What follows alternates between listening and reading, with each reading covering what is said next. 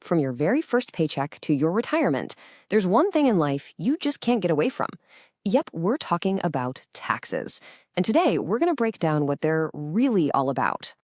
Right? We all know we have to pay them, but it can feel like this big mystery. Where does all that money actually go? What's the real point of it all? Well, that's exactly what we're going to figure out together.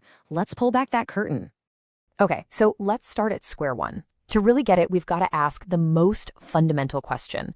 What even is a tax?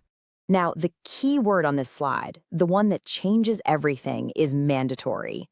See, a tax isn't like a donation, and it's not a subscription you can cancel. It's a payment that you're required by law to make to the government, whether that's at the federal, state, or even local level. So, if it's mandatory, how does the government actually get this money from us? Well, it's not just one big bill. Taxes actually come in a bunch of different forms, and you probably run into them every single day, maybe without even thinking about it. So you've got your income tax. That's the slice taken out of your paycheck. Then there's sales tax, which gets tacked on to pretty much everything you buy, from a cup of coffee to a car. If you own a house, you're paying property tax. Then you have very specific payroll taxes that fund things like Social Security and Medicare. And of course, businesses pay corporate taxes on their profits. The main takeaway here? They are woven right into the fabric of our day-to-day lives. All right, so we know what taxes are and all the different ways we pay them. But that brings us to the biggest, most important question of all. Where does all this money actually end up? Just think about your day so far. Did you drive on a road? That was paid for by taxes.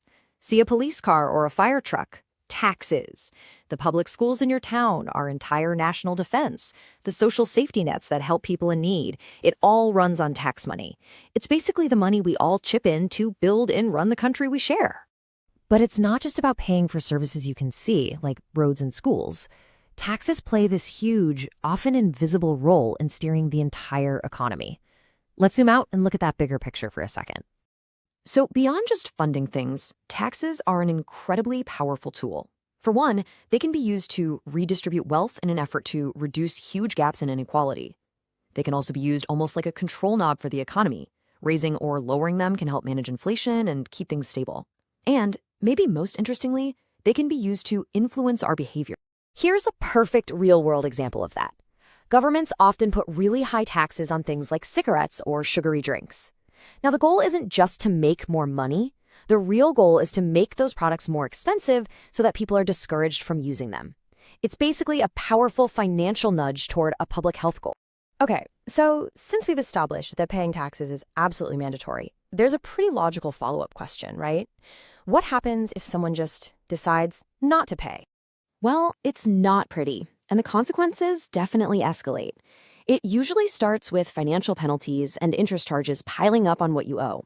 If you ignore that, you could be looking at audits and serious legal trouble. And in the most serious cases, the government can take direct action, like wage garnishment, where they take money straight from your paycheck, or by putting a lien on your property. So when you boil it all down, when you strip away all the complexity, it really comes back to this one simple, powerful idea. Taxes are the financial bedrock of our society. They're the foundation for all the services, from roads to schools to safety nets, that we all share and rely on every day.